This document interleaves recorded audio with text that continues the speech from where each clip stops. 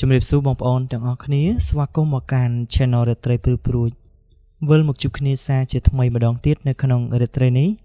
សង្ឃឹមថាបងប្អូនសុខសប្បាយទាំងអស់គ្នានៅថ្ងៃនេះដែរគឺជារាត្រីទី3នៃខែតុលាឆ្នាំ2025ចំពោះរឿងរ៉ាវរបស់យើងនៅក្នុងរាត្រីនេះខ្ញុំនឹងចែករំលែកបទពិសោធន៍ដែលខ្ញុំបានដឹងបានឮដែលរឿងរ៉ាវទាំងអស់នេះណាគឺបានកើតឡើងនៅក្នុងភូមិរបស់ខ្ញុំតែម្ដងអញ្ចឹងកុំឲ្យខាតពេលវេលាយូរសូមនាំអារម្មណ៍ប្រិយមិត្តទាំងអស់មករីករាយនិងស្ដាប់កំសាន្តនៅសាច់រឿងពេញដូចតទៅរឿងរ៉ាវដំបូងគឺបានកើតឡើងចំពោះបងប្រុសម្នាក់ដែលរឿងរ៉ាវនេះគឺមិនមែនថាកើតឡើងតែចំពោះគាត់ម្នាក់ឯងទេគឺបានកើតឡើងទាំងគ្រួសារគាត់តែម្ដងដោយសារតែគាត់មានដីចំការនៅជាប់ផ្លូវហើយផ្លូវហ្នឹងគេទៅតែឈូសឆាយធ្វើផ្លូវថ្មីអញ្ចឹងណាអញ្ចឹងគាត់ក៏បានទៅធ្វើផ្ទះនាំគ្រួសាររបស់គាត់ហ្នឹងដែលមានជាឪពុកក្មេកម្ដាយក្មេកប្រពន្ធហើយនិងកូនរបស់គាត់ហ្នឹងទៅនៅកន្លែងហ្នឹងឯងហើយវាមានចម្ងាយឆ្ងាយពីភូមិទៅប្រហែលជា2គីឡូដីពីភូមិទៅដែលគាត់រស់នៅហ្នឹងគឺនៅលើកពូលភ្នំហើយផ្លូវហ្នឹងគឺផ្លូវឆ្លងកាត់ភ្នំចំពោះតំបន់ហ្នឹងពីមុនឡើយគឺมันមានជាបញ្ហាគ្រោះថ្នាក់ចរាចរណ៍ឬក៏មានអ្នកស្លាប់ដោយសារគ្រោះថ្នាក់ចរាចរណ៍ពេលដែលកើតផ្លូវហ្នឹងទេប៉ុន្តែអតីតភាពបានន័យថាការពីអតីតកាលណាកន្លែងហ្នឹងឯងគឺជាកន្លែងសមរភូមិប្រយុទ្ធជំនាន់សង្គ្រាមជំនាន់ប៉ុលពតណាបងប្អូនអញ្ចឹងកាលណាដែលជាសមរភូមិឬក៏កន្លែងបាញ់បោះគ្នាបងប្អូនជិះអត់ផុតទេពីការស្លាប់តែហ៊ានតែថាជិះទឹកដាក់គ្នាហើយគឺទៅទឹកគ្នាហើយអញ្ចឹងកន្លែងហ្នឹងក៏ជាបន្សល់របៀបថាបន្សល់ស្លាកស្នាមឬក៏បន្សល់ការស្លាប់នៅម្ដុំហ្នឹងគឺច្រើនហើយដោយសារតែសម័យបច្ចេកវិទ្យាទំនើបឬក៏យើងអាចនិយាយបានថាសម័យឥឡូវហ្នឹងគឺមិនសូវមានអ្នកជឿឬក៏មានជំនឿទៅលើរឿងខ្មោចព្រាយអរុក្ខរៈអ្នកតាទេអញ្ចឹងហើយបងប្រុសរួមទាំងគ្រួសាររបស់គាត់ណាក៏សម្រេចទៅរស់នៅទីនោះកាលដែលបានកកើតជាផ្ទះសម្បែងនៅទីនោះប្រហែលជា2ផ្ទះអីហើយពីព្រោះថាមានផ្ទះគាត់ហើយនិងឪពុកក្មេករបស់គាត់អញ្ចឹងគឺមាន2ក្នុងផ្ទះពេលដែលកកើតអញ្ចឹងហើយណាគាត់ក៏ស្នាក់នៅយប់ថ្ងៃអីស្នាក់នៅហ្នឹងហើយក៏ធ្វើចំការនៅហ្នឹងទៅដោយសារតែចំការគាត់ជាប់នឹងផ្លូវហ្នឹងដែរប៉ុន្តែមានរាត្រីថ្ងៃមួយណាបងប្អូនកំឡុងពេលដែលម៉ោងប្រហែលជាម៉ោង12យប់តែការហ្នឹងស្ងាត់មែនទែនអត់សូវមានម៉ូតូឡានអីគេរត់នៅតាមផ្លូវឯងហើយផ្លូវក៏មិនមែនជាផ្លូវក្រាលកៅស៊ូឬក៏ក្រាលគេថាអ៊ុតកៅស៊ូអ៊ុតអីស្អាតបាតដូចឥឡូវគឺអត់ទេការនោះគឺជាប្រភេទផ្លូវក្រាលគ្រូក្រហមដែលជាផ្លូវរបស់ក្រសួងអភិវឌ្ឍជនបទដែលបានធ្វើឲ្យអញ្ចឹងណាអញ្ចឹងយើងចូលមកកានបងស្រីដែលគាត់បានជួបប្រទេសហ្នឹងពេលដែលវេលាប្រហែលជា12:00ហ្នឹងក៏ស្រាប់តែគាត់នឹងឈឺពោះហើយក្រោយពេលដែលឈឺពោះអញ្ចឹងគឺតម្រូវឲ្យគាត់ចុះមកបត់ជើងបត់អីចឹងទៅប៉ុន្តែដោយសារតែផ្ទះរបស់គាត់ហ្នឹងគឺអត់មានប្រព័ន្ធអនាម័យអីទេហើយការបតោបងអីហ្នឹងគឺនៅក្រោមផ្ទះអីចឹងទៅឬក៏បើសិនជាបតោបងធំក៏ទៅឆ្ងាយពីផ្ទះអញ្ចឹងទៅពេលហ្នឹងគាត់ក៏មិនហ៊ានចុះមកតែម្នាក់ឯងដែរបានន័យថាគាត់ក៏បានដាស់ប្តីរបស់គាត់ឯងជូនខ្ញុំនឹងចុះទៅបំពេញភារកិច្ចបន្តិចអញ្ចឹងប្តីរបស់គាត់ពេលដែលឮប្រពន្ធហៅអញ្ចឹងណាគាត់ក៏ក្រោកដែរពីព្រោះថាមិនអោយប្រពន្ធទៅម្នាក់ឯងទេដោយសារតែយប់ក៏ស្ងាត់ណាមួយផ្ទះរបស់គាត់ក៏ឆ្ងាយពីភូមិដែរបើក៏លេចទៅភូមិគឺមើលអត់ឃើញទេដោយសារតែបាំងព្រៃស្វាយចន្ទីហើយនឹងចំការកៅស៊ូផ្សេងអញ្ចឹងទៅអញ្ចឹងគាត់ក៏ជូនប្រពន្ធចុះមកដីកំឡុងពេលដែលប្រពន្ធរបស់គាត់កំពុងតែបតោបងបត់ជើងតូចហ្នឹងណាដោយសារតែជារាត្រីខែភ្លឺហើយយើងដឹងហើយនាវេលាម៉ោង12អីហ្នឹងគឺខែចាប់ផ្ដើមបញ្ចេញពន្លឺភ្លឺនិយាយទៅគឺចែងចាំងគឺខ្លាំងលក្ខណៈថាបើយើងមើលទៅលើទេសភាពវិញគឺស្រស់ស្អាតអីអញ្ចឹងណាប៉ុន្តែជាអកុសលចំពោះបងស្រីគាត់មិនបានទៅមើលទេសភាពស្អាតបានអីបងប្អូនបែរជាគាត់ក៏លេចទៅផ្លូវទៅណាក៏ឃើញមានតែក្បាលទេមានក្បាលមួយសក់ឡើងក៏ត្រឹងរបៀបថាសក់ឡើងក៏ត្រឹងលូតតើដូចជាលោតមានជើងមានដៃលោតអញ្ចឹងណាប៉ុន្តែចង់បញ្ជាក់ថាក្បាលហ្នឹងគឺអត់មានជើងអត់មានដៃទេក្បាលធំសក់ឡើងកញ្ញាញ់ឡើងក៏ត្រឹងប៉ុន្តែគាត់បញ្ជាក់ដែរគាត់អត់បានឃើញមុខទេនៅពេលហ្នឹងហើយគាត់ក៏អូសដៃប្តីរបស់គាត់ហ្នឹងឡើងមកលើផ្ទះវិញពេលមកដល់លើផ្ទះប្តីគាត់ឆ្ងល់ថាហេតុអីបានទាញដៃគាត់ឡើងបញ្ញាប់អញ្ចឹងណាឃើញថាឃើញអីប្តីគាត់សួរទាញក៏មកទាញបន្ថែមមកការពារ នៅពេលហ្នឹងគាត់ក៏បានប្រាប់ប្តីរបស់គាត់ដែរគាត់ថាឯងណាហើយមើលទៅផ្លូវមើលថានៅលើថ្នល់ហ្នឹងមានឃើញអីដោយសារតែផ្ទះរបស់គាត់ហ្នឹងគឺជញ្ជាំងរបៀបថាជញ្ជាំងឫស្សីបងប្អូនគេហៅថាបតំឫស្សីអញ្ចឹងបងប្អូននៅតាមជនបទស្គាល់ហើយប៉ុន្តែអ្នកទីក្រុងប្រហែលជាអត់ស្គាល់ទេអញ្ចឹងខ្ញុំចង់ប្រាប់បងប្អូនយើងដែរកន្លែងហ្នឹងគឺគេយកឫស្សីហ្នឹងមកសាប់វាដូចអីចឹងទៅសាប់ដូចលហុងដូចអីចឹងណាហើយពុះវាជាពីរទៅគឺគេយកមកធ្វើជាជញ្ជាំងផ្ទះគេហៅថាជញ្ជាំងឫស្សីអញ្ចឹងកន្លែងផ្ទះរបស់គាត់គឺមានឫស្សីបាំងអញ្ចឹងប៉ុន្តែបងប្អូនដឹងហើយការប្រើប្រាស់ហ្នឹងណាប្រើប្រាស់ជាងបន្ទាំហ្នឹងគឺវារបៀបថាចេះមានប្រហោងចន្លោះប្រហោងដែលអាចឲ្យយើងមើលទៅខាងក្រៅបានអញ្ចឹងទៅអញ្ចឹងគាត់ក៏កលេចមើលទៅផ្លូវតាមប្រព័ន្ធរបស់គាត់ដែលបានប្រាប់ហ្នឹងណាក៏ឃើញថាពេលហ្នឹងឃើញកាយវិការអាហ្នឹងណាអាវត្ថុដែលគាត់បានឃើញអំបញ្ញមិញហ្នឹងគឺលោតផ្តើតហើយមានទៅងងឹតអីបងប្អូនរបៀបថាខែភ្លឺដែរអញ្ចឹងក៏ឃើញលោតពីឆ្វេងទៅស្ដាំពីស្ដាំទៅឆ្វេងទៅមករបៀបថាទៅមកទៅមុខផ្ទះរបស់គាត់ឯងហើយក៏របៀបថាគេក៏មិនឃើញគាត់ក៏មិនដឹងបានជាគេអត់មកបន្លាចគាត់ប៉ុន្តែបងស្រីគាត់បានប្រាប់ថាចេះនៅពេលដែលគាត់ឡើងលើផ្ទះទៅណាគាត់ក៏បានកលេចថាឃើញមុខឃើញមាត់អញ្ចឹងទៅមុខមាត់ដូចតែមនុស្សយើងនឹងគាត់ថាមុខវាអាក្រក់មុខវាពិបាកមើលភ្នែកឲ្យប្រពន្ធពងមាន់អញ្ចឹងទៅធំមែនទែនកលេចក្លត់ហើយបើតាមតែគាត់បញ្ជាក់ប្រាប់ណាគាត់ប្រាប់ថាប្រហែលជាវានឹងគឺដើររកចាប់រកចំណីរកអង្កែបរកកដោលរកអីអញ្ចឹងណានៅលើផ្លូវនឹងឯងហើយក្រោយពេលដែលគាត់បានឃើញអញ្ចឹងគឺរបៀបថាអ្នកទាំងពីរអ្នកប្តីប្រពន្ធណាគឺគាត់ខ្លាចហើយកូនរបស់គាត់គឺនៅតូចនោះអត់ទាន់ដឹងអីទេប៉ុន្តែចំពោះពួកគាត់ពីរអ្នកវិញគឺខ្លាចមិនអាចថាពរនាបានទេប៉ុន្តែបើទោះបីជាខ្លាចយ៉ាងណាក្តីក៏នៅតែសម្លឹងមើលកែងថាវាបាត់ពីនឹងស្រឹបទៅស្រាប់តែគាត់របៀបថាចូលមកក្បែរផ្ទះទៅមិនវីវហើយអញ្ចឹងពួកគាត់ទាំងពីរនាក់ក៏អត់បានសម្រាកដែរយប់ហ្នឹងហើយពេលដែលគាត់អត់បានសម្រាកអញ្ចឹងព្រឹកឡើងគាត់ក៏បានប្រាប់ឪពុកក្មេកប្រាប់ពុកបកើតរបស់បងស្រីហ្នឹងទៅថាគាត់បានជួបរឿងចេះចឹងណាហើយពេលហ្នឹងលោកតាដោយសារតែគាត់ហ្នឹងក៏អ្នកចេះបល័យចេះរបៀបថាគេចងសីមាពាត់សីមាដែរអញ្ចឹងណាអញ្ចឹងគាត់ក៏មកធ្វើពិធីពាត់សីមាពាត់អីនឹងផ្ទះកូនរបស់គាត់អញ្ចឹងទៅហើយបងប្រុសបងស្រីក្រោយពេលបានជួបប្រទះរឿងដែរអញ្ចឹងនឹងឲ្យគាត់ក៏របៀបថាមិនសូវជាខ្លាចប្រមាណទេដោយសារតែបានពុករបស់គាត់នឹងពាត់សីមាអញ្ចឹងក្រោយពេលដែលពាត់សីមារួចហើយក៏មិនបានជួបប្រទះអីឬក៏បានឃើញអីចម្លែកទៀតដែរហើយចាប់តាំងពីថ្ងៃដែលគាត់បានជួបនឹងមកណាក៏គាត់ទាំងពីរហ្នឹងមិនដែលចុះពីលើផ្ទះនៅពេលយប់ដែរពីព្រោះថាហានិភ័យយើងអាចថាជួបអីទៀតអញ្ចឹងទៅអញ្ចឹងពួកគាត់នឹងសុខចិត្តដាក់ជាកថោដាក់ជាអីហ្នឹងបត់ជើងបន្ទោបង់នៅលើផ្ទះទៅអាហ្នឹងគឺជារឿងរ៉ាវមួយដែលគាត់បានជួបប្រទះអញ្ចឹងក្រោយមកទៀតដោយសារតែយូរទៅឪពុកក្មេកឪពុកបកើតគាត់ហ្នឹងណាគាត់ក៏បានលាចាកលោកតាហ្នឹងគាត់ក៏ទទួលអនិច្ចកម្មទៅហើយក្រោយពេលទទួលអនិច្ចកម្មហ្នឹងថ្មីណាក៏គាត់អត់ទាន់បានចុះពីលើភ្នំមកធ្វើផ្ទះនៅឯក្រោមដែររបៀបថាគាត់អត់ទាន់បានចុះមកទេអញ្ចឹងគឺគាត់នៅបន្តដោយមានសមាជិកគ្រួសារគាត់មានប្អូនគាត់អីខ្លះអញ្ចឹងទៅអញ្ចឹងរឿងរ៉ាវរបស់គាត់ណាគឺប៉ុណ្្នឹងយើងស្លេះតែប៉ុណ្្នឹងសិនប៉ុន្តែខ្ញុំសូមនិយាយរឿងរ៉ាវតាក់ទងទៅនឹងកលែងដូចគ្នានឹងដែរម្ដុំនឹងដែរអញ្ចឹងណា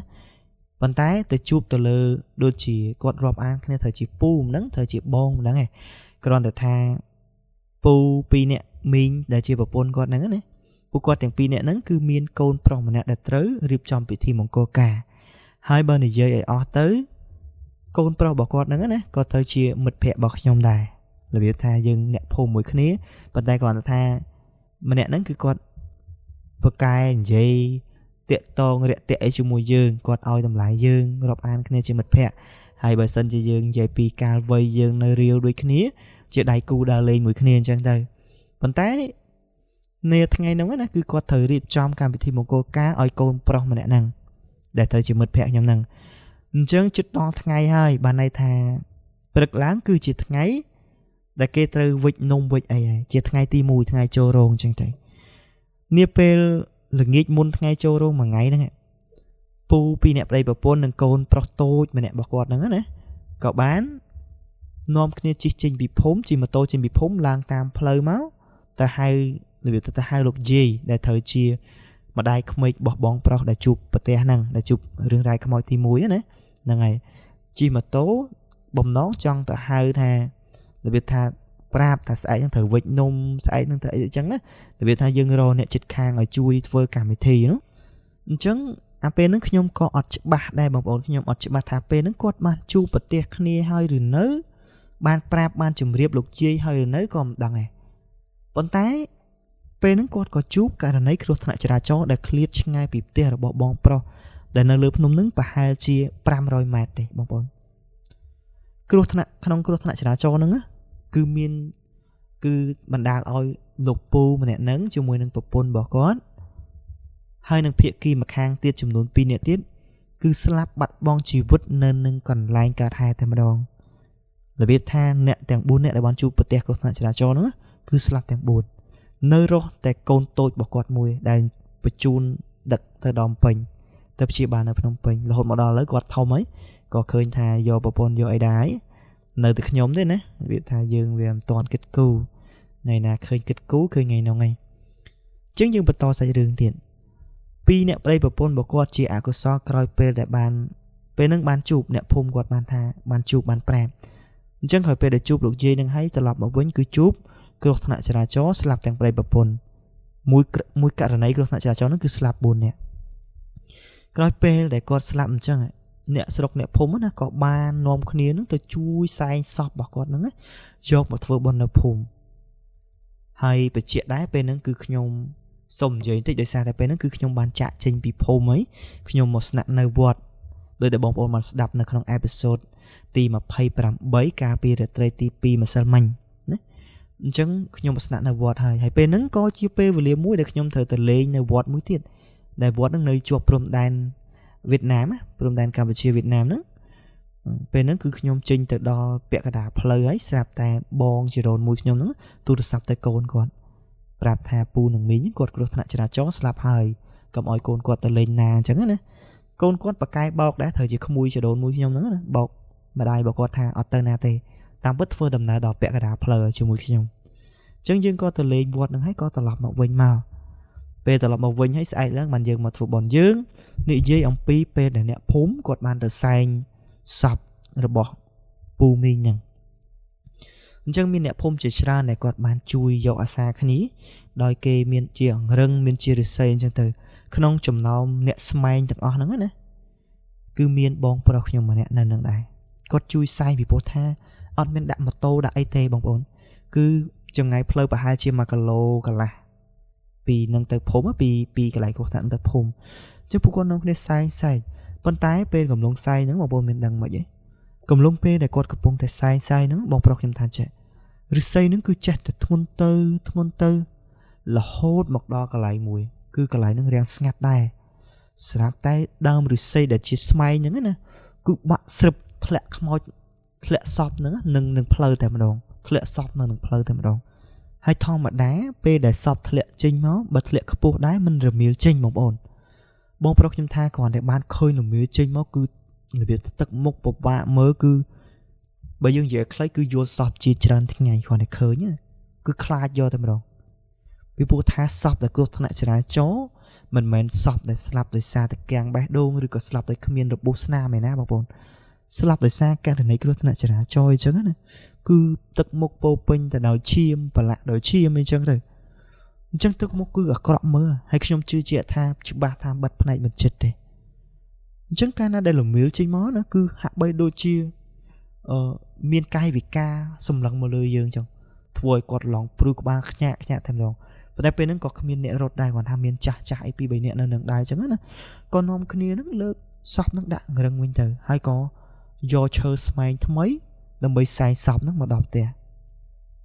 យើងនិយាយពីពិធីមង្គលការដែលថាត្រូវរៀបចំនៅថ្ងៃស្អែកជាថ្ងៃចូលរោងណាពេលហ្នឹងគឺរោងការរោងអីម្ចាស់ចុងភៅអីគេយកមកអស់ហើយប៉ុន្តែធម្មតារោងការយើងមិនមែនដេកពណ៌នេះពណ៌នោះអញ្ចឹងណាប៉ុន្តែស្រាប់តែពេលដែលរោងការមកដល់បែរជារោងការនឹងត្រូវបដូរពណ៌ដាក់ជាសខ្មៅជាពិធីបុណ្យសពវិញសំណោះតែភ្ញៀវដែលគាត់អញ្ជើញមកការបងប្អូន តាមពិតគេមិនត្រូវមកការពេលដឹងរបៀបថាអត់ទាន់ដឹងដំណឹងគាត់នោះគេមិនមកការប៉ុន្តែពេលដែលដល់មកដល់ផ្ទះហ្នឹងក៏ស្រាប់តែឃើញថារោងការคล้ายជាបុណ្យសពកូនកំឡោះកូនកំមុំត្រូវផ្ទឹមគ្នានៅលើវេទិកានៅលើកៅអីកិត្តិយសបែរលក្ខណៈថាប្រែคล้ายទៅជាយកមកឈូសពីរទៅទន្ទឹមគ្នាវិញហេតុការណ៍ហ្នឹងបានធ្វើឲ្យអ្នកស្រុកអ្នកភូមិក៏ដូចជាអ្នកដែលបានមកចូលរួមកម្មវិធីហ្នឹងគឺមានភាពសោកសង្រេងខ្លាំងមែនតើគ្រូសារបស់គាត់កូនប្រុសច្បងរបស់គាត់ហ្នឹងគឺក៏អត់ទាន់មានប្រពន្ធកូនបន្ទាប់តែធ្វើការហ្នឹងក៏មិនបានការហើយសាច់ញាតិរបស់គាត់ក៏មិនសូវមានដែរគាត់ថាអ្នកភូមិអ្នកស្រុកហ្នឹងគឺស្រឡាញ់រាប់អានគ្នាជួយយកអាសាគ្នាអញ្ចឹងទៅបន្ទុកទាំងអស់ត្រូវធ្លាក់លើកូនប្រុសទី2ចំណែកឯកូនប្រុសច្បងគឺគាត់អត់នេះទេគឺគាត់សម្រេចថាគាត់មានប្រពន្ធមានអីដែរទៅប៉ុន្តែមានក្រោយកូនប្រុសដែលត្រូវការហ្នឹងទេពីព្រោះថាតាមពិតទៅកូនប្រុសការហ្នឹងគឺត្រូវការថ្ងៃបុណ្យសពហ្នឹងឯងប៉ុន្តែដោយសារតែគាត់ទទួលអនិច្ចកម្មជួបហេតុការណ៍អញ្ចឹងទៅក៏មិនបានការទៅហើយក៏ម៉ែឪខាងស្រីហ្នឹងគាត់ក៏រៀបចំឲ្យការនៅពេលក្រោយអញ្ចឹងទៅធ្វើម៉េចទេបើកម្មវិធីត្រូវតែធ្វើហើយធ្វើម៉េចបើវាអញ្ចឹងណាប៉ុន្តែត្រូវម្លងថ្ងៃ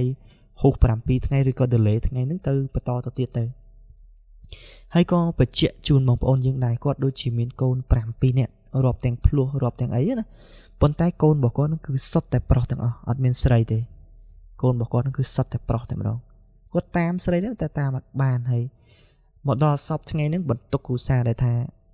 ជាអាណាព្យាបាលគឺធ្លាក់នៅលើមិត្តភ័ក្ដិខ្ញុំទាំងអស់ធ្លាក់នៅលើមិត្តភ័ក្ដិខ្ញុំហើយសរសើរប្រពន្ធរបស់គាត់ហ្នឹងគឺជំពាក់ធនាគារដើម្បីប្អូនថ្លៃរបៀបថាយើងចូលស៊ូចូលអីប្រពន្ធឲ្យប្អូនថ្លៃគឺគាត់ធ្វើជាម៉ែធ្វើជាឪបងតែសើពួកគាត់រឹងមាំមែនទែនអត់មានម៉ែឪខាងប្រុសជួយទេម៉ែឪខាងស្រីគាត់ក៏ពិបាកដែរប៉ុន្តែគាត់ជួយជ្រោមជ្រែងកូនគាត់ធ្វើយ៉ាងណាឲ្យកូនរបស់គាត់ហ្នឹង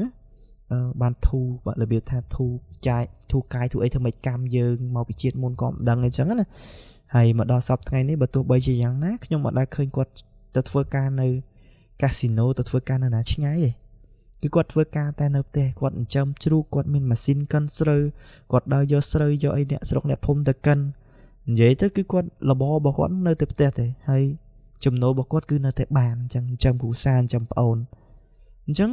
នេះគឺជារឿងរ៉ាវដែលជួបប្រទះតាក់តងពាក់ព័ន្ធនឹងរឿងទី1ដូចគ្នាដែរអញ្ចឹងយើងនិយាយអំពីបុណ្យសពរបស់គាត់ក្រោយពេលបញ្ចប់គឺយកទៅបញ្ចុះសពទាំងពីរនេះគឺបញ្ចុះនៅនឹងចំការរបស់គាត់ដែលចំការហ្នឹងនិយាយទៅចំការហ្នឹងគឺជាប់នឹងចំការខ្ញុំហ្មងដោយសារតែយើងជាប់គ្នាអ្នកផ្សុកអ្នកភូមិមួយគ្នានោះជាប់គ្នាអញ្ចឹងហ្មងប៉ុន្តែរបៀបថាចេះអត់ដែលជួបប្រទះទេខ្ញុំណាព្រោះខ្ញុំមិនដែលទៅយប់ទេយើងនិយាយពីហេតុការណ៍មួយដែលកន្លែងហ្នឹងបងប្អូនយើងអាចនិយាយថាជារឿងរ៉ាវខ្មោចលងក៏ថាបានហើយគិតសិនក៏ថាបានដែរខ្ញុំនិយាយឲ្យបងប្អូនយើងពិចារណាមានយប់ហ្នឹងមានបងស្រីម្នាក់ក្រោយពេលដែលមានមេឃភ្លៀងពីក្បាលល្ងាចណាយប់ឡើងគាត់ក៏ដើរចាប់កែបចាប់កែបអូបតឡនតនអញ្ចឹងទៅបងស្រីម្នាក់ហ្នឹងគាត់នៅកំមុំទេអាយុប្រហែលជា30ឆ្នាំជាងហើយគាត់អត់ខ្លាចអីទេកុំថាឡើយមនុស្សតែខ្មោចគាត់អត់ខ្លាចដែរពេលហ្នឹងគាត់ដើរចាប់តាមស្រែហើយចំការហ្នឹងគឺរបៀបថាវាជាប់មាត់ស្រែនោះហើយសពហ្នឹងទើបតែបញ្ចុះថ្មីហើយពេលដែលគាត់ចាប់កែបចាប់អីចឹងទៅគាត់ថាចេះមានផ្នែកកែបអូបហ្នឹងឯណាគឺឲ្យផ្នែកធម្មតាអ្នកចាប់កែបអ្នករងកែបហ្នឹងគឺគាត់យល់ហើយផ្នែកឲ្យកែបឲ្យផ្នែកមិនហ្នឹងអញ្ចឹងគាត់បំភ្លឺទៅគឺវានៅនឹងចុងជើងសពចុងជើងភ្នោដែលគេបញ្ចុះសពទាំងពីរហ្នឹងប៉ុន្តែដូចខ្ញុំបានបញ្ជាក់ជូនបងប្អូនយើងឯងថាគាត់អត់ខ្លាចខ្មោចទេអញ្ចឹងស្រាប់តែពេលដែលថាគាត់ច្បាច់ពិលបំភ្លឺពិលទៅឃើញអញ្ចឹងហ្នឹងហើយគាត់ក៏បានដើរចូលទៅក្នុងចំការកៅស៊ូហ្នឹងចំការកៅស៊ូដែលជាចំការកៅស៊ូសព ម្ចាស់សពតែបានបញ្ចុះហ្នឹងណាគាត់ក៏ដល់ទៅដល់ចាប់ទៅម៉ាត់ចឹងទៅចូលលើកទី1គឺកែបអូបហ្នឹងវារត់បាត់ក៏អូខេក្រោយពេលដែលរត់ហើយគាត់ក៏ត្រឡប់មកវិញដល់ពេលត្រឡប់មកវិញគាត់ក៏និយាយថាដល់ចាប់តាមម្ដុំតពាំងជាប់មាត់ស្រែមាត់ចកាកស៊ូហ្នឹងទៀតទៅហើយមួយសន្ទុះក្រោយមកណាគាត់ក៏អំភ្លឺទៅទៀតពេលដែលអំភ្លឺទៀតក៏ឃើញថាកែបហ្នឹងគឺវាឲ្យផ្នែកទៀតអញ្ចឹងក្រោយពេលដែលឲ្យផ្នែកអញ្ចឹងអូខេគាត់ក៏ដើរទៅម្ដងទៀតពេលដែលគាត់ដើរទៅម្ដងទៀតបងប្អូនដើរទៅដល់ពាក់កណ្ដាលផ្លូវ ក៏ស្រាប់តែដើមកៅស៊ូដែលនៅលើក្បាលរបស់គាត់ហ្នឹងវាចាប់ផ្ដើមរេរាំដោយសារតែខ្យល់គឺខ្យល់ខ្លាំងមែនទែនវិវក់អញ្ចឹងទៅហើយគាត់ពេលដែលខ្យល់ខ្លាំងអញ្ចឹងគាត់ក៏បំភ្លឺពិលមើលទៅលើខ្យល់មើលទៅចុងកៅស៊ូពេលហ្នឹងគាត់ក៏បំភ្លឺមើលទៅលើចុងកៅស៊ូទៅក៏ស្រាប់តែឃើញថាកៅស៊ូហ្នឹងវាបក់រវិចអញ្ចឹងទៅហើយក៏បំភ្លឺមើលទៅលើភ្នោវិញក៏អត់មានឃើញកែបហ្នឹងទេបានន័យថាបាត់កែបហ្នឹងទៀតទេណាអត់មានឃើញអីក្រៅពីទង់ពលឹងទង់សបក់ល្វិចសាកសម័យមើលបងប្អូនទង់សទង់ពលឹង2នៅទន្ទឹមគ្នាភ្នោ2នៅទន្ទឹមគ្នាកែបឃើញ2ដងណាប៉ុន្តែចាប់អត់បានទេវាបាត់រហូតមិនដឹងទៅចូលរួមឬក៏ទៅណាដែរអញ្ចឹងគាត់ក៏ចេញមកវិញធម្មតាយើងគ្រាន់តែចូលទៅមានខ្យល់វិវក់អញ្ចឹងយើងខ្លាចបងស្រីគាត់ថាអញ្ចេះទៀតពេលដែលគាត់ចេញមកវិញណាខ្យល់ហ្នឹងក៏វាបាត់វាស្ងប់អត់មានខ្យល់មានអីទៅខាងក្រៅប៉ុន្តែចាប់អារម្មណ៍ថាពេលដែលគាត់ចូលទៅហ្នឹងគឺខ្យល់លើកទី3ក្រោយពេលដែលថាចាប់ឡើងហ្នឹងបំភ្លឺមើលទៅខាងភ្នោហ្នឹងណាក៏បានឃើញម្ដងទៀតតែម្ដងនេះគឺឃើញនៅត្រឹងវាអត់មានលោតនាបងស្រីគាត់ក៏សម្រេចចិត្តព្រោះថាមាញ់គាត់ទៅហ្នឹងគឺរបៀបថាជួបម្ដងហើយជួបអាហេតុការព្រឺសបល់មួយសាទោះបីមិនខ្លាចក៏ព្រឺសបល់ដែរបងប្អូនចាក់គិតមើលទៅ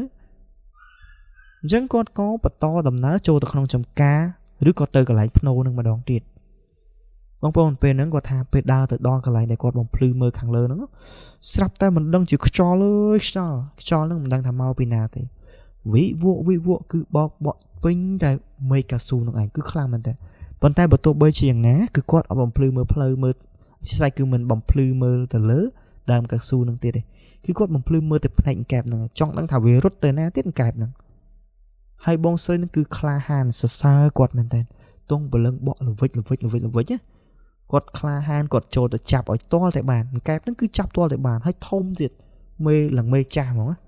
ហើយគាត់ចាប់បានទេពេលដែលព្រឹកឡើងគឺគាត់ប្រាប់គេហ្មងគាត់ថាមិនដឹងជាខ្មោចនឹងចាប់ជាតិមិនដឹងថាម៉េចគាត់ថាកែបនឹងធំគាត់ចាប់បានយកស្លហើយគាត់និយាយចឹងហ្មងហើយគាត់និយាយពីហេតុការណ៍ពីទី1រឿងរ៉ាវទី1ដែលគាត់ជួបប្រទះរហូតទៅដល់គាត់ចាប់កែបនឹងបានបច្ចុប្បន្នបងស្រីនឹងគាត់ប្រហែលជានៅទីក្រុងភ្នំពេញហើយគាត់ធ្វើការនៅភ្នំពេញចឹងណាព្រោះថាអ្នកភូមិខ្ញុំនឹងចេញធ្វើចំណាក់ស្រុកនឹងច្រើនអ្នកឯងព្រោះគាត់របៀបថាគាត់ទៅរកការងារធ្វើបានលុយផ្គត់ផ្គង់គ្រួសារចឹងទៅចូលមកកាន់សាច់រឿងរបស់យើងជាថ្មីម្ដងទៀតបានន័យថារឿងរបស់លោកពូអ្នកមីងដែលគាត់ទទួលនិច្ចកម្មហ្នឹងណាក៏បានបញ្ចប់តែប៉ុណ្ណឹងប៉ុន្តែខ្ញុំចង់និយាយពីកន្លែងដែលគាត់បានជួបគ្រោះថ្នាក់ចរាចរណ៍វិញចាប់តាំងពី2នាក់គាត់និយាយទៅមិនមែន2នាក់ទេគឺសពដល់ទៅ4នាក់ដែលបាននិយាយថាបាត់បង់ជីវិតនៅកន្លែងហ្នឹងណាចាប់តាំងពីករណីមួយនឹងបានកើតឡើងមកកន្លែងមួយនោះមិនថាអ្នកណាគេឬក៏ពីណាទេឲ្យតែជិះទៅដល់កន្លែងហ្នឹងគឺមានអារម្មណ៍ថាព្រឺក្បាលខ្ញាក់យកតែម្ដងមិនដឹងថាមកពីអារម្មណ៍ដែលយើងធ្លាប់បានដឹងរឿងនៅកន្លែងហ្នឹងឬក៏មិនសូម្បីតែខ្ញុំផ្ទាល់ពេលដែលខ្ញុំជិះគឺខ្ញុំអត់ហ៊ានជិះកាត់កន្លែងហ្នឹងតែម្នាក់ឯងបើសិនជារបៀបថាពេលយប់អីចឹងណាអត់ហ៊ានជិះតែម្នាក់ឯងទេអញ្ចឹងទោះតែមានគ្នាមានក្មួយមានអីទៅជាមួយអញ្ចឹងទៅបានខ្ញុំហ៊ានជិះហើយក្រោយមកទៀតពេលដែលគាត់អនិច្ចកម្មទៅមិនបានប្រមាណក៏មានបងប្រុសម្នាក់ដែលគាត់នឹងជាអ្នកភូមិផ្សេងឯងគាត់ថាភូមិហ្នឹងគឺនៅក្បែរគ្នាអញ្ចឹងណាឃ្លាតគ្នា4គីឡូដីឬក៏3គីឡូដីពីភូមិខ្ញុំអីទៅហ្នឹងអញ្ចឹងគាត់អត់ដឹងថាយ៉ាងម៉េចគាត់ថ្ងៃហ្នឹងគាត់មកលេងបងប្អូនរបស់គាត់នៅក្នុងភូមិខ្ញុំពេលដែលគាត់មកលេងបងប្អូននៅហ្នឹងហើយគាត់ក៏ទទួលទានស្រាសវឹងអីចឹងណាហ្នឹងហើយបងប្អូនហើយក្រោយពេលដែលគាត់ទទួលទានគ្រឿងសវឹងអញ្ចឹងទៅវិញស្រាប់តែគាត់នឹងជួបគ្រោះថ្នាក់ចរាចរណ៍ហើយក៏បានទទួលអនិច្ចកម្មនៅកន្លែងកើតហេតុដូចគ្នាទម្រាំតែគេបានដឹងថាមានករណីគ្រោះថ្នាក់ចរាចរណ៍អញ្ចឹងទៅក៏វាយូរដែរអញ្ចឹងគាត់ក៏បានស្លាប់បាត់បង់ជីវិតនៅនឹងទៅ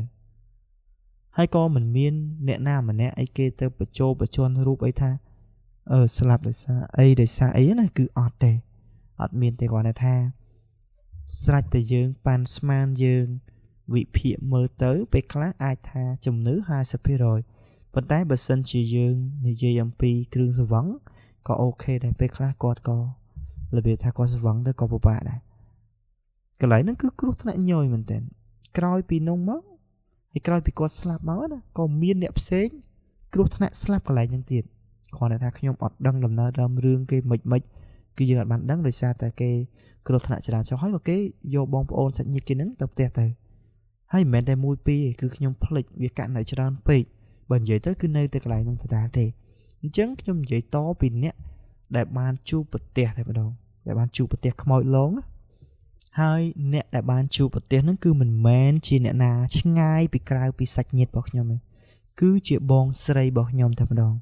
ដោយសារតែចំការកៅស៊ូរបស់គាត់ហ្នឹងគឺនៅក្បែរកន្លែងដែលគេជួបគ្រោះថ្នាក់ចរាចរណ៍ហ្នឹងឯងជាពិសេសកន្លែងដែលបងប្រុសម្នាក់ដែលគាត់នៅភូមិផ្សេងហើយមកលេងបងប្អូនស្លាប់នៅក្នុងភូមិខ្ញុំហ្នឹងណាគឺនៅជាប់ហ្នឹងដោយសារតែកៅស៊ូកាលណាដែលយើងជីហើយយើងអត់បានសារទេវាអាចថាមានជាករណីចោរកម្មមានចោរមានអីលួចចោរអញ្ចឹងតែអញ្ចឹងបងរបស់ខ្ញុំហ្នឹងបងថ្លៃខ្ញុំគាត់ក៏នាំប្រពន្ធរបស់គាត់ហ្នឹងទៅមើលចោររបៀបថាអើតហើយនឹងអង្គុយលេងចាំមើលចោរតិចទៅក្រែងមានអ្នកណាខលខូចគេមកយកអញ្ចឹងណាចេះតែចាំទៅពីអ្នកប្តីប្រពន្ធនៅពេលយប់ប្រហែលជាម៉ោង10-11យប់តែពេលហ្នឹងគាត់ក៏បានចាក់ចេញពីចកាដើម្បីត្រឡប់មកផ្ទះវិញបងស្រីខ្ញុំក៏ថាអញ្ចឹង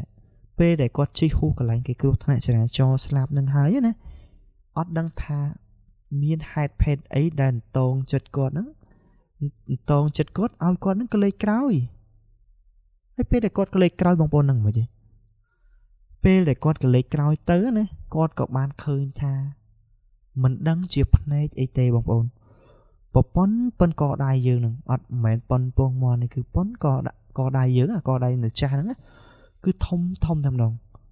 បើថាមានភ្លើងម៉ូតូភ្លើងអីទៅវាជះចំណាំងផ្លាតចំថង់ផ្លាស្ទិកចំអីដែលវាលក្ខណៈថាផ្លាតមកវិញប៉ុន្តែនេះគឺអត់ទេបងស្រីខ្ញុំជិះម៉ូតូបងថ្លៃខ្ញុំដប់ទៅមុខហើយប៉ុន្តែគាត់ក៏លេចមើលក្រោយក៏សាប់តែឃើញអញ្ចឹងគាត់ថាក្រោយពេលដែលឃើញអញ្ចឹងនឹងមិនក្បាលរបស់គាត់គឺរីកព្រាកតែម្ដងគាត់ប្រាប់ឲ្យទៅកង់ម៉ូតូដែលត្រូវជាបងថ្លៃខ្ញុំហ្នឹងណាឲ្យជិះឲ្យលឿនទៅឆាប់ដល់ផ្ទះហើយគាត់ក៏អត់មានប្រាប់រឿងអីសូម្បីតែបន្តិចពេលដែលគាត់មកដល់ផ្ទះភ្លាមណាគាត់ក៏បានប្រាប់ប្តីរបស់គាត់ដែលត្រូវជាបងថ្លៃហ្នឹងគាត់ប្រាប់រឿងរ៉ាវដំណើរដើមរឿងហ្នឹងទៅកាន់បងស្រីលក្ខណៈទៅកាន់ប្តីរបស់គាត់ពេលហ្នឹងប្តីរបស់គាត់ក៏បាននិយាយថាអូគាត់បានឃើញយូរហើយគាត់បានឃើញតាំងពីគេទទួលអនិច្ចកម្មថ្មីឯណោះគាត់ថាគាត់ជាមនុស្សប្រុសចំការគាត់នៅនឹងបន្ទុកគ្រួសារគឺគាត់បើគាត់ខ្លាចបានអីចិញ្ចឹមកូនព្រោះកូនជន់កហើយកូនធំហើយអ្នកខ្លះរៀនទី10ទី11ហើយអញ្ចឹងគាត់ក៏សម្រេចថាមិនខ្លាចមិនអីទេទូយ៉ាងដូចជាចំការកៅស៊ូហ្នឹងណាក៏គាត់ធ្លាប់ជួបប្រទេសដែរកាលពីគាត់យកបងខ្ញុំថ្មីពេលហ្នឹងបងខ្ញុំគាត់សរសៃខ្ចីកូនគាត់កូនបងណាអញ្ចឹងគាត់អត់បានទៅជីជ័ររបៀបថាអត់បានជូនប្តីទៅជីជ័រទេហើយអ្នកដែលជូនគាត់ទៅជីជ័រគឺអ៊ំស្រីរបស់ខ្ញុំដែលនៅភូមិផ្សេងប៉ុន្តែឥឡូវគាត់ទទួលនិច្ចកម្មថ្មីប្រហែលជាមួយឆ្នាំជាងហ្នឹងគាត់ទទួលនិច្ចកម្មហើយគាត់ជូនទៅបើមិនជូនទៅទេបងប្អូននឹងមិនទេនៅនឹងចំការកស៊ូហ្នឹងណាឲ្យតែគាត់ជីទៅព្រោះថាកស៊ូគាត់ជីតែម្នាក់ឯងហើយជីតែចំការជាប់គ្នាមែនប៉ុន្តែរបៀបថាគេអត់ទាន់ជីទេគាត់ចការគាត់ជីមុនគេអញ្ចឹងដល់ពេលគាត់ជីជ័រហ្នឹងណាគាត់ក៏លឺសូរសម្រាប់ជើងគេដើរពីក្រោយគាត់យើងឈានមកចំហៀនគេមកចំហៀនដែរស្រុបអញ្ចឹងទៅជាពិសេសពេលដែលគាត់ជីយូរទៅណាគាត់ក៏ដូចជាមានលក្ខណៈថាមានឃើញអ្នកណាម្នាក់នៅឈរមើលគាត់ដែលនៅហ្នឹងគឺនៅពីមុខគាត់តែម្ដងនៅជាប់នឹងរបៀបថានៅជាប់នឹងមុខគាត់កំពុងតែមើលគាត់ថាចង់ស៊ូនោមគាត់អីចឹងណាប៉ុន្តែពេលដែលគាត់កលេចមើលគាត់ទាញបំភ្លឺភ្លើងជិះមើលឲ្យចំគឺអត់មានទេហើយនៅកណ្ដាលចំការហ្នឹងណាបងប្អូននៅកណ្ដាលចំការកៅស៊ូហ្នឹងគឺមានដើមអំពិលមួយដើមអំពិលហ្នឹងគឺមានតាំងពីយូរហើយតាំងពីពុកម៉ែខ្ញុំគាត់ចែកឲ្យណាចែកឲ្យបងខ្ញុំហ្នឹងគាត់អត់កាប់ចោលទេកស៊ូរបៀបថាដាំកស៊ូដាំអញ្ចឹងទៅប៉ុន្តែទុកអំពិលមួយដើមហ្នឹងទុកហូបផ្លែហូបអីអញ្ចឹងណាព្រោះវាមកជូរហើយវាក្រដែរជាប្រភេទដើមកម្រដែរឥឡូវហ្នឹងគាត់ទុកទៅប៉ុន្តែដឹងមិនថាជាម៉ោង12ថ្ងៃត្រង់ឬក៏ម៉ោងពេលដែលគាត់ទៅជី chia bị xe cái này để chụp chia bị xe thầm nó có tha oi thì tha chi cho tao đó cái này đào một lưng pru của ba nha nha về khác đôi chiều lư sầm lấy đinh quạt chính hư hư cái chẳng á sầm lấy chính bị đào một lưng tề bóng bóng này gọi pe để quạt man chụp bật tiền ở riêng ra nâng cho nó pe ta đã để lư chính bị đào một lưng chúng các khơi phơn họ bay lần bay pri pin để đào một lưng còn miền này anh chẳng gọi pe để quạt man chụp bật tiền chẳng pe nhá có có bán dọc phơn nó mồm bộ đam pờ nứng á bộ việt tới đầm bị đột cầm lòi việc khó chạy ngọt bạt đời hơi chập tăng bị quạt bạt đột đầm pờ nứng cháu còn mình đai chụp bật đê đai mình đai lười đai mình tái coi p là tha chụp cho nên chỉ cá chụp tham mây nữa mà chỉ nên chỉ cá cứ bon sẽ trong để chụp đó cứ chụp coi p đam pờ nó cứ thật cặp chào lại chắc mà này tha pờ nứng cặp ấy mình tay là nứng pờ nó cứ để sao tại trường có một cái lại nâng chi bọt bị sọp to khuôn bọc nhóm để nhóm mà chụp bật tè cầm lông pe để nhóm từ hộp ca mật phẹ bọc nhóm nơi phum đã phum ông sấy nhóm nâng ngày đấy bị phum từ 2 triệu 3 lỗ hay có tới chỉ phum để bong pro một nè nó đẹp bán slab nâng đài chứng nhóm có từ hộp ca chứ nó khỏi pe để dừng hộp ca chứ dừng từ tu tiên cương sự vọng ấy tích tui ca nóng ca dừng ở toàn chứa về đường sương riêng kha hàn đài ơi ngày nông cứ khôi chật khăng mình tên bằng bọn này xa tay bọn bỏ mật phẹt nhóm những quạt miên mật phẹt chia xong xa cha bà nhóm chứ này quạt hai từ đài chẳng khỏi pe để khơi kế rõm tại sao làm cái cứ khôi chật vào rồi chẳng đã xa vô đó khỏi pe đã xa vô hết có nóm mật phẹt phụ mẹ mà để nó trình mà mình ta thập tè chẳng còn nóm quạt mọc tè về nâng quạt hà quạt chi từ mũi kê hay kê từ cháu quạt bạt hai quạt mình nhận chun tới chắc chúng ta nhom qua xong là chất từ của một phe nhom ra lạnh cái này nè khi chun từ bên tay mong muốn rằng mà về để những chi một đo cái lạnh để cái chụp growth lại cho nó nhom mình là làm than nơi khám một nhóm cứ admin over xạ vậy thằng admin so mà cứ còn ngất sâu nằm lòng bên tay nơi khám một nhóm cứ chia cô yun cái hai ta cô yun còn trai đi còn lan cây trên này mấy còn đang còn đã sọc nhóm cái hai lan cây trên này việc khôi nơi cả đá pleu mỏ mà tô là bươn ba hai chi bay xem cả lô không mà máu của dương sụp vắng dương đăng hay dương chi lươn về dương sụp vắng chẳng bên nắng ba hai chi nơi so tay mà mai tiết đo lá nữa nè mà mai tiết cứ đo lan cái trên này nè còn ấy có bóng ôn bán lư sầm lấy nhom mình bán score được tray pư pui đây sau tay mật bẹt nhom strike và bị cái non của nhom nè ta cong nè đục hay mà tô cái vùng lươn qua prata ấy lan thế là bò cay dừng vậy khi lên chẳng á lan thế là bỏ cả chẳng có sắp tới nhóm kịch mà màu mà khang chuên tịnh nó có pot lan năng từ hay lan năng khôi cứ ăn đặt trong rong trong ra ấy cái đăng tha chiên để mất sinh nha ta khôi cứ ót xong hay khoa tay mà mát tiết đi bộ cứ bọc hay bờ mất phiệt nhom vậy với nhá vì ăn vậy mà mát đi vì vậy thật là mát tiết từ người ta khôi thì có lá mát tiết từ còn mấy ngọc tăng pi còn lại nè còn lại nó cứ vậy tới dương vậy tới chương con có tha ban hay dương vậy thay dương sụp vẫn có tha ban vận tái chuyện đánh tới cứ nhung ọt ban khơi ấy thật ọt ban khơi là việc thay ọt ban khơi lan ọt ban khơi ấy mền thay sọc khơi chất trong chi trâu lan ấy cứ ọt thì cứ một nó trăng luôn này lo hộp màu đỏ bên này chẳng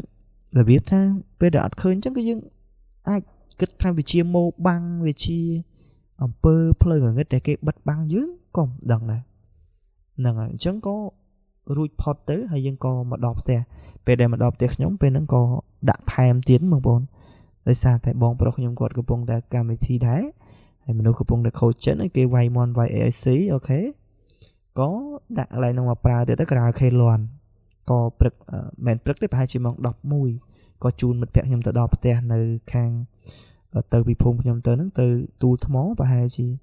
pram vào mùi calo đài mình tịch ấy ba chị pram vào mùi calo năng ánh hay có chun có tự đó nóng dương xung rạ nên nó ở khné từ rất láng mình pu có chặt bàn nè có tình và bỏ tình ai hô vậy xung bay mà đo sập ngay nữa mật phiệt bảo nhau mấy nữa nè còn nó để chặt bàn nè rộp an kia mà đo lời nè rưng ra để tiện tơn nâng cả lại trường cột nữa nhưng kịch hà slap phần nâng tới phần tái nhưng miền rương để chu bật tía cái bài nâng đài miền bong sấy này dừng hai con thả bong sấy tới đây xa tại vì muốn vào đây bảo con nữa dừng hai á nè kêu có bảy cho mỗi cái này nữa hai tay a tại tay có đã dụ cho đang chơi cái chung phần tay còn vô bộ nơi sọc sen chẳng là phun sen chẳng đấy មានថ្ងៃមួយហ្នឹងប្រពន្ធរបស់គាត់ហ្នឹងមកដល់កន្លែងគេរបៀបថាចំការហ្នឹងគឺជាចំការពូរបស់គាត់កន្លែងដែលផ្ទះបងប្រុសដែលគាត់រុះរើផ្ទះចេញទៅនៅកន្លែងផ្សេងហ្នឹងណាអូខ្ញុំភ្លេចប្រាប់បងប្អូនយើងថាបងប្រុសដែលខ្ញុំនិយាយករណីទី1ហ្នឹងគឺគាត់រើផ្ទះមកនៅក្រោមក្រោយពេលដែលពូមីងដែលគាត់ទទួលនិច្ចកម្មហ្នឹងទៅខ្ញុំភ្លេចប្រាប់កន្លែងហ្នឹងអញ្ចឹងបញ្ជាក់ត្រឡប់មកក្រោយវិញឃើញថាបងប្អូនយើងអត់បានដឹងខ្ញុំប្រាប់ឲ្យបានដឹងអញ្ចឹងពេលដែលប្រពន្ធរបស់និយាយថាបងប្រុសចាស់ព្រោះគាត់អាយុច្រើនជាងខ្ញុំណាគាត់ទៅរកបេះបន្លែហើយទៅបេះនៅចំការពូគាត់ហ្នឹងណាបងប្អូនហើយពេលហ្នឹងគាត់ក៏បេះខ្នោហើយផ្ទះកាលហ្នឹងគឺអត់ទាន់រើទេគាត់ថាមានផ្ទះមួយនៅនឹងភូមិហើយតែផ្ទះហ្នឹងអត់ទាន់រើទេស្រាប់តែពេលហ្នឹងគាត់ឲ្យប្អូនថ្លៃរបស់គាត់ហ្នឹងឡើងបេះផ្លែខ្នោបងប្អូនស្គាល់ផ្លែខ្នោខ្ចីដើម្បីយកទៅស្លហើយពេលដែលប្អូនថ្លៃគាត់កំពុងតែបេះហ្នឹងណាគាត់បានកលេចមើលទៅផ្ទះហ្នឹងនិយាយទៅកណ្ដាលថ្ងៃត្រង់ហ្មងកលេចមើលទៅផ្ទះហ្នឹងក៏ឃើញថាដូចជាមានមនុស្សម្នាក់មានខ្មៅនឹងស្បឹងដែលគេកំពុងតែអើតចេញពីប្អួចនៃផ្ទះហ្នឹងឯងគាត់អត់ចាប់អារម្មណ៍គាត់ស្មានតែចោលស្មានតែអីចឹងណាហើយគាត់ក៏បខំប្អូនថ្លៃរបស់គាត់ហ្នឹងឲ្យបេះលឿនមកប្រចាំទៅផ្ទះហ្នឹងហើយប្អូនថ្លៃរបស់គាត់ក៏មិនអាយអង្គតម្រង់យូរដែរគឺគាត់ឆាប់បេះឆាប់ហើយក៏របៀបថាចុះមកវិញគាត់ក៏លេចមើលទៅគាត់នៅតែឃើញដែរឃើញគេអត់មាត់អត់កបដេះលក្ខណៈថាពីផ្ទះទៅនឹងដើមខ្នោហ្នឹងណាគឺវាមានចម្ងាយឆ្ងាយដែររបៀបថាចង់ព្រមចកាព្រមអីចឹងទៅផ្ទះនៅកណ្ដាលចកាចឹងទៅវាឆ្ងាយគាត់ក៏លេចទៅឃើញស្ទង់ចឹងណាហើយគាត់ថាជាមនុស្សប្រុសហើយបញ្ជាក់ប្រាប់ខ្ញុំទៀតគាត់ថាមិនមែនចោលទេហើយក៏មិនមែនមនុស្សដែរដោយសារតែផ្ទះហ្នឹងគឺជាផ្ទះដែលគាត់ត្រូវទុកចោលគាត់អត់ទាន់រុះរើអស់គាត់អត់ទាន់ប្រម៉ែប្រមូលអីសម្ភារៈអស់ក៏មិនដឹងគាត់ថាផ្ទះហ្នឹងត្រូវបានទុកចោលហើយធម្មតាទេផ្ទះនៅកន្លែងស្ងាត់ទុកចោលតែម្នាក់ឯងអញ្ចឹងគាត់ថាជួបប្រទះរឿងរ៉ាវមួយហ្នឹងមកគាត់លេងហ៊ានទៅកន្លែងហ្នឹងទៅគាត់ខ្លាចគាត់បាក់ស្បាតអីអញ្ចឹងគាត់ថាបានដែរអញ្ចឹងរឿងរ៉ាវរបស់គាត់ណាក៏មានតែប៉ុណ្្នឹងឯងយើងនិយាយពីកន្លែងដែលនិយាយថាជើងកបហ្នឹងចុះចាប់តាំងពីរឿងដែលជួបទូនមានរឿងជាច្រើនដែលអ្នកស្រុកអ្នកភូមិគាត់តែងតែនិយាយតគ្នាផងខ្ញុំជួបខ្លួនឯងផងអញ្ចឹងកន្លែងហ្នឹងក៏ខ្លាចទៅជាកន្លែងមួយកាន់តែគួរឲ្យខ្លាចមែនតើណារបៀបថាចេះតែខ្លាចទៅហ្នឹងហើយអញ្ចឹងមានពេលខ្លះខ្ញុំជិះម៉ូតូកាត់ហ្នឹងគឺអត់ហ៊ានមើលអីឆ្វេងស្ដាំច្រើនទេគឺយើងមើលទៅមុខឲ្យត្រង់ស្មារតីផ្ចង់ឲ្យមុតវាថាការពារខ្លួនគឺបល័យរបស់ខ្ញុំហើយផ្ចង់ស្មារតីឲ្យមុតនឹងឯងគឺព្យាយាមធ្វើយ៉ាងណាកុំឲ្យបែកចិត្តវិវេគិតឲ្យបែកភាកចេញជាផ្នែកមនុស្សចេញជាខ្មោចចេញជាអីចឹងទៅចេញជាជីទៅផុតទៅគាត់អារម្មណ៍គឺខ្លាចមកដល់ពេលបច្ចុប្បន្ននេះនៅម្ដុំហ្នឹងគឺមានផ្ទះចំនួន 3-4 ខ្នងផ្ទះដែរក្នុងនោះក៏មានជីដូនមួយរបស់ខ្ញុំណាគាត់យកប្រពន្ធទៅនៅម្ដុំហ្នឹងដែរប៉ុន្តែឥឡូវហ្នឹងគឺគាត់យកផ្ទះហ្នឹងមកធ្វើនៅក្រៅវិញហើយមកនៅខាងក្រៅវិញហើយអញ្ចឹងផ្ទះនៅនោះប្រហែលជាមាន3ខ្នងផ្ទះនៅហ្នឹងហើយក៏មិនស្ងាត់ដូចមុនដែរដោយសារតែកន្លែងអស់ហ្នឹងគឺគេកាប់កៅស៊ូកាប់អីចឹងណាគឺវារាំងស្រឡះរាំងអីចឹងទៅតែធ្វើឲ្យយើងមិនសូវខ្លាចដូចពីមុនប្រហែលទេរឿងរ៉ាវណាបងប្អូនបើខ្ញុំនិយាយមួយយប់និយាយ24ម៉ោងក៏វាអត់អស់ដែរពីព្រោះទៅរឿងចេះតែមានតទៅទៀតចឹងទៅប៉ុន្តែសរុបមកវិញនៅក្នុងរាត្រីនេះគឺខ្ញុំគ្រាន់តែចង់ប្រាប់បងប្អូនអំពីជើងកបមួយកន្លែងឬក៏កន្លែងមួយដែលគេឲ្យឈ្មោះថាវាគឺជាកន្លែងដែលឆក់យកជីវិតមនុស្សវាជាកន្លែងមួយដែលបងប្អូនយើងគាត់ធ្វើដំណើរទៅគួរតែប្រុងប្រយ័ត្នខ្ញុំអត់ដឹងថាអ្នកដែលស្ដាប់បងប្អូនកំពុងតែតាមដានស្ដាប់ហ្នឹងគឺជឿទៅលើរឿងរ៉ាវជើងកបឬក៏អ្វីដែលខ្ញុំបាននិយាយនឹងទាំងអស់ហ្នឹងគឺជឿឬមិនជឿទេប៉ុន្តែសម្រាប់ខ្ញុំឲ្យតែដឹងថាកន្លែងណាជាកន្លែងជើងកបគឺខ្ញុំតែងតែមានកូនចិត្តមួយនឹកគុណទៅដល់ពុកម៉ែទី1ទី2ខ្ញុំសូត្រគេហៅថាធម៌ព្រះរំលឹកគុណព្រះណាព្រះពុទ្ធព្រះធម៌ព្រះសង្ឃចឹងទៅប៉ុន្តែអត់ចេះច្រើនទេខ្ញុំសូត្រតែអ្នកមោតសៈហ្នឹងគឺ3ចប់ឬថាសូត្រ3ចប់ចឹងទៅដល់ពេលដល់ទីតាំងបញ្ចប់ឧទាហរណ៍ខ្ញុំធ្វើដំណើរដើមផ្លូវចឹងសូត្រ3ចប់ទៅដល់កន្លែងសូត្រ3ចប់ទៀតឲ្យតែសូត្រលក្ខណៈឲ្យតែធ្វើដំណើររាំងយប់រាំងអីចឹងគឺខ្ញុំសូត្រហើយព្រោះយើងមើលអត់ឃើញគេអញ្ចឹងពាក្យចាស់លោកពោលថាអាគមសមយុនឹងមួយទៀតអានេះគឺជាស្មារតីពិតបើយើងអត់ប្រឹកព្រៀងអត់ផ្សិតផ្ចង់គឺអាចគ្រោះថ្នាក់មែនខ្ញុំតែងតែព្យាយាមធ្វើយ៉ាងណាឲ្យមុះមុតផ្ដំអារម្មណ៍ហ្នឹងគឺឲ្យមូល ជាយាមធ្វើដំណើរប្រកបដោយរបៀបថាផ្នែកយើងឲ្យវាងវៃគឺអញ្ចឹងឯងការពារខែងថាស្រាប់តែឧបសគ្គនៅខាងមុខយើងមើលអត់ឃើញឆ្ងាយអញ្ចឹងណាអាហ្នឹងហើយជាធរជាវិន័យជាបល័យសម្រាប់ការពារខ្លួនកន្លងទៅមិនដឹងថាថ្ងៃណាយើងជួបឬក៏ប្រទេសអីយើងមិនដឹងទេគ្រាន់តែថាកន្លងមកគឺយើងមិនដែលជួបប្រទេសទេដោយសារតែយើងមានការលក្ខណៈថាត្រៀមខ្លួនក៏ដូចជាប្រចិត្តផ្ចង់ជាមួយនឹងការធ្វើដំណើរទៅលើម៉ូតូនឹងឯងជាមួយគ្នានៅរឿងរ៉ាវដែលយើងបានរំលេចបានដំណើរជូនទៅកាន់បងប្អូនប្រិយមិត្តអ្នកស្ដាប់នៅក្នុងរាត្រីនេះគឺសូមបញ្ចប់តែប៉ុណ្្នឹងហើយខ្ញុំសង្ឃឹមថាបងប្អូនបានស្ដាប់ហើយនឹងរីករាយជាមួយនឹងរឿងរ៉ាវទាំងអស់នេះបើទោះបីជាយ៉ាងណាខ្ញុំបាទមុននឹងបញ្ចប់ក៏សូមគោរពជូនពរបងប្អូនឲ្យជួបប្រទះតែពុទ្ធពរទាំង4ប្រការដែលមានអាយុ